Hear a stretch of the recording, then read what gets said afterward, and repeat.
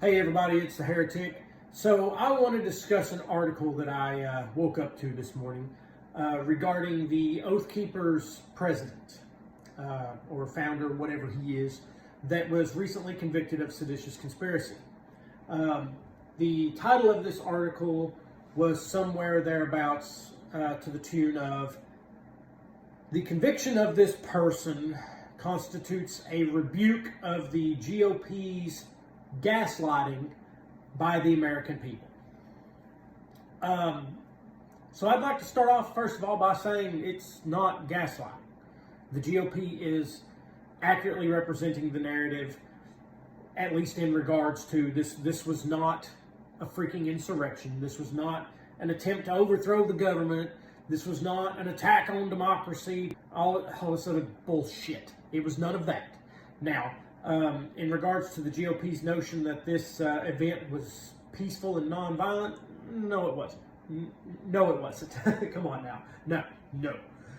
But with regards to the notion that this man's conviction constitutes any validation of the Democrat narrative, the mainstream media, which is essentially Democrat narrative, is complete and utter bullshit.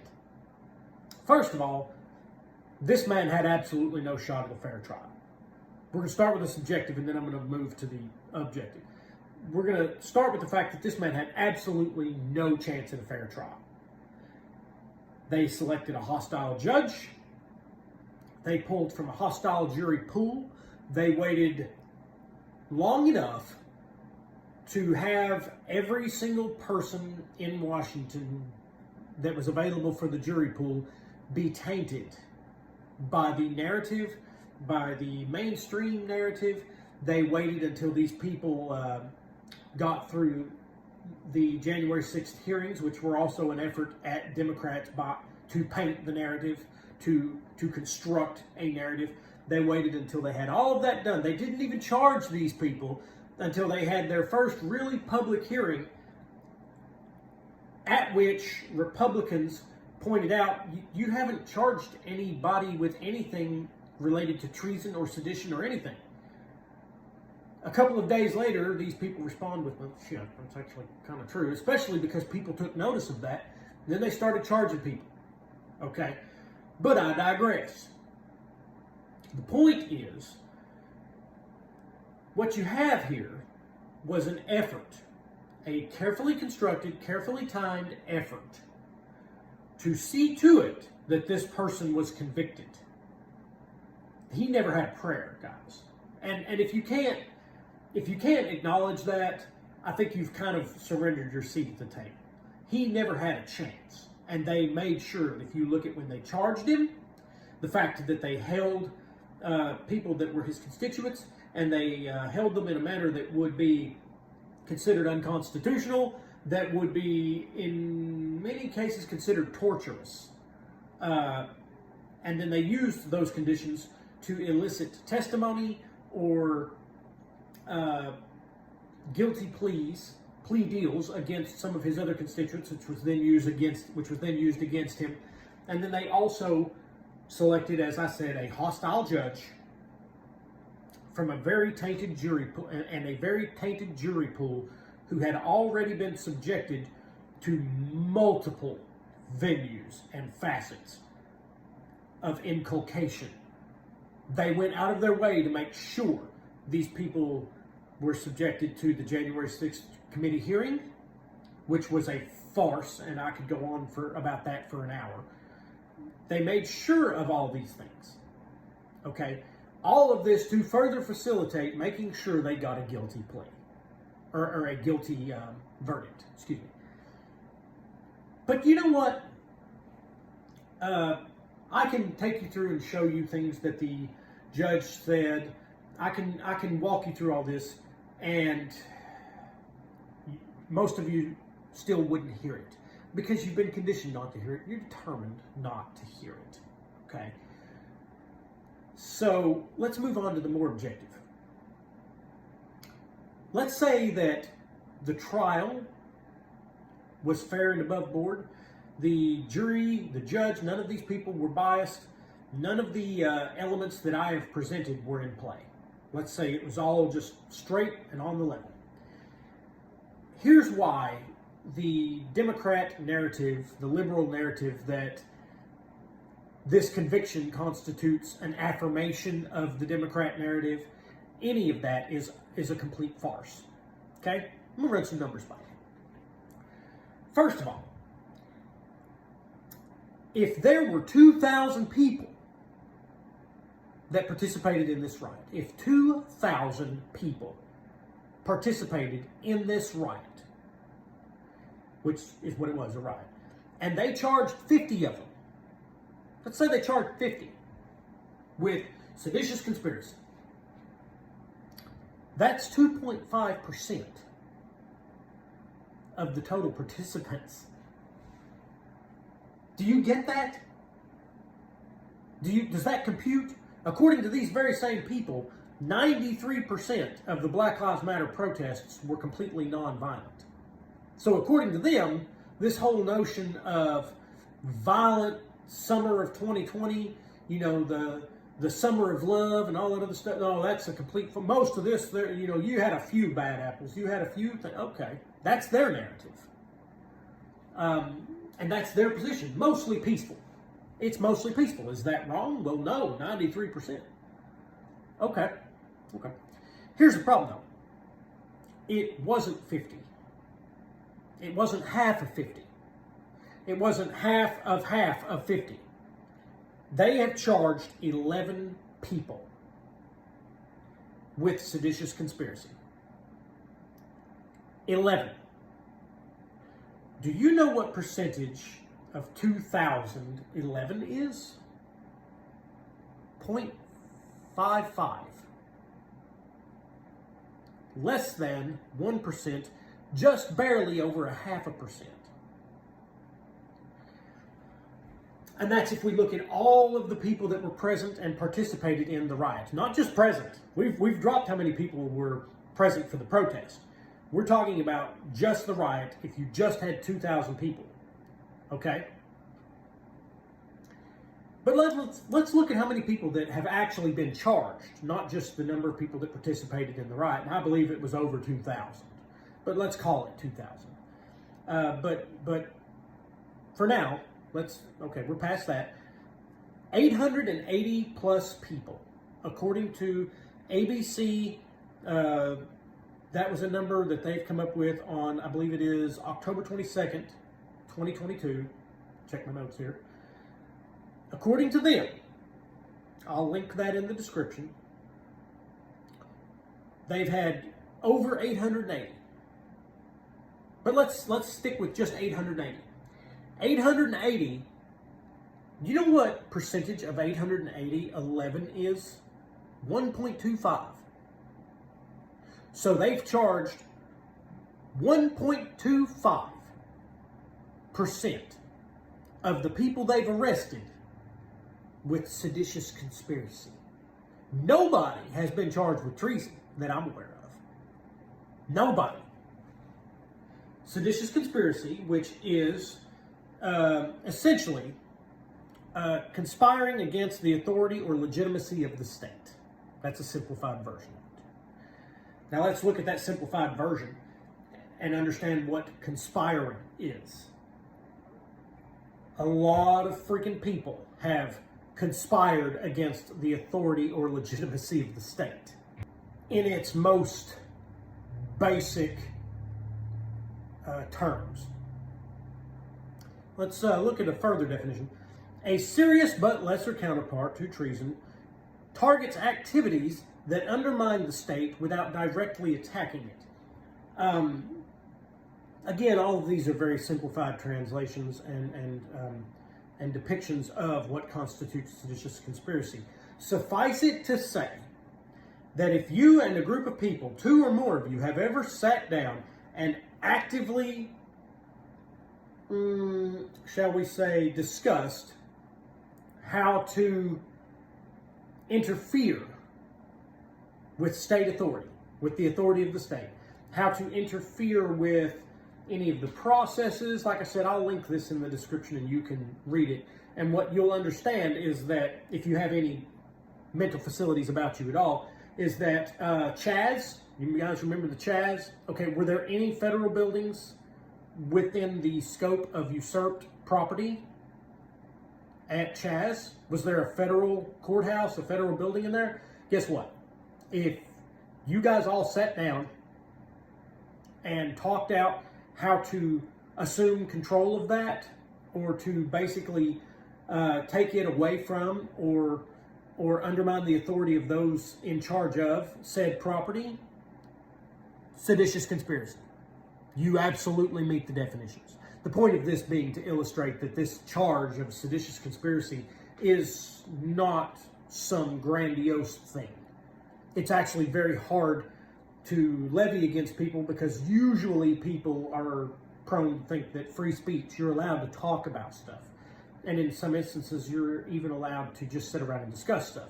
What you're not allowed to do is implement your plans, which brings us back to Chaz and, Portland, Oregon. That was a federal building. And basically everybody that sat around and tried to delegitimize the 2016 election, the 2020 election, by that definition, would also constitute seditious, basically arguing with the state and putting into effect some way to undermine their authority or their power or delegitimize them constitutes seditious conspiracy. Okay, these are the same people that told you that 93% of a thing, that 7% of the things constituting violence. In other words, 77% of the protests that took place being violent does not constitute an effort by these people to utilize violence. Sure, there was some violence, but this movement was not about using violence. I mean, only 7% of them partook in any violence at all. Really, because right now, the best you can manage is 2.5%. If you charge 50 people out of 2,000, 2.5% is the best you've got. That means that 97, not 93, 97.5% of the people who were present, you didn't charge with seditious conspiracy. And well over that, most of the people that showed up that day didn't participate in any violence whatsoever. Most of them left. Most of them went, no, this is not what we came here for, we're leaving. Okay? These people are working very, very diligently to control you, to keep you thinking you can't do this. These are the bad people. And as I've articulated already, and I've done it pretty irrefutably, most of these instances, Chaz, Portland, Oregon, most any riot, really, that was organized, where people sat down and went, we're getting together tonight and we're rioting. Did you do that? Seditious conspiracy. The Democrat attack on, I believe it was the Wisconsin Capitol building about 10 years ago. You should really look into that. I'll try to post another description of some of the events down in the comments section. Seditious conspiracy. What they're essentially trying to demonstrate here is that you're allowed to attack the citizenry. You're allowed to effect your violence on them, the people. You better not attack us. You better not, even though these two dynamics constitute the same infraction, you better not, we can't allow you to challenge our authority. No, we can't have that. The FBI collaborating to suppress legitimate information that would have, according to polling data, would absolutely have influenced the 2020 election in favor of Donald Trump. They can sit here and try to say that they didn't want to interfere, that they didn't want to interject themselves in a way that would influence the election. That's why they didn't pursue it.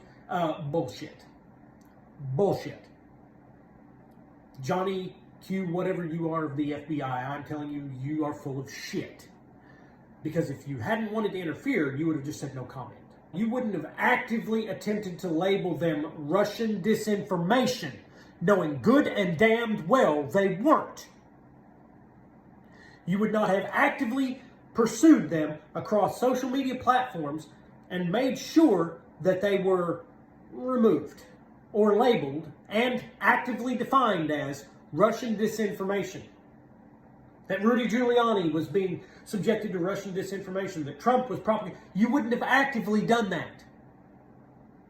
I would call such efforts seditious conspiracy, and if you wouldn't, it's mostly because, well, shit, if I do that, I've essentially conceded.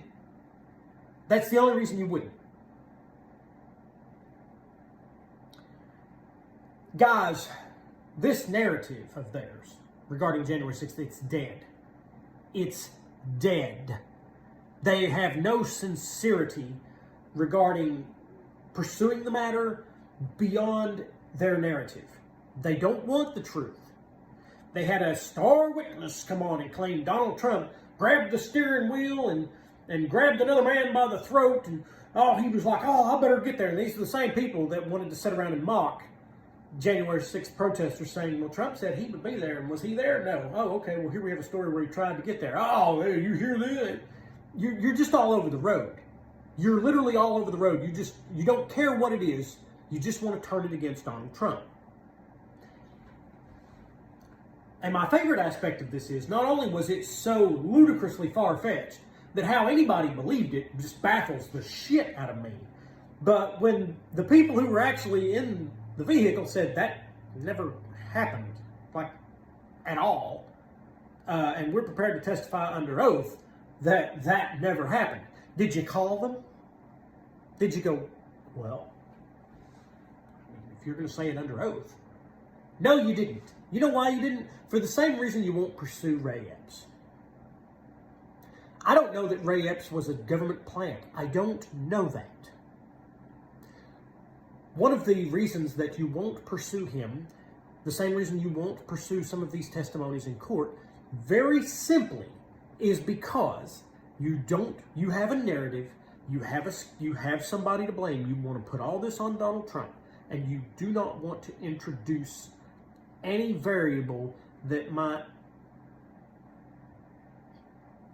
detract from that. You're being very linear in your goal here. I'll give you that. If you can't see through this bullshit, now don't get me wrong. I'm not saying that this Oath Keeper guy, along with every other jackass that participated in the riot there, wasn't an idiot. You were an absolute fucking idiot. They sucked you in.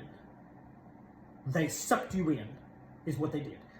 Were there, if it come out tomorrow that, no, there were definitely FBI agents who facilitated this, just like the Whitmer kidnapping plot, just like, half these other things that have happened. No, there were FBI guys there. Me and a lot of my peers and constituents would respond to that with, duh. I mean, duh. No shit. Like, you had to see this was a trap. I remember watching this on that fateful day, sitting here going, oh, shit. No, you don't understand. They've suckered them. They've duped them. They've got them to do this. And it's never going to matter what they were or weren't doing. They've got their narrative. They've got their footage. There's a reason they won't release a lot of this footage. There's a reason they won't release a lot of this information. They've got to go through it. They've got to redact it. They've got to make sure that they don't tip any hands. They've got to make sure that until they have completed their goal, nobody can look at some of this footage and go, now just hang on a damn minute there. You see that guy right there? He works for the FBI. No, I know he works for the FBI. I know that guy.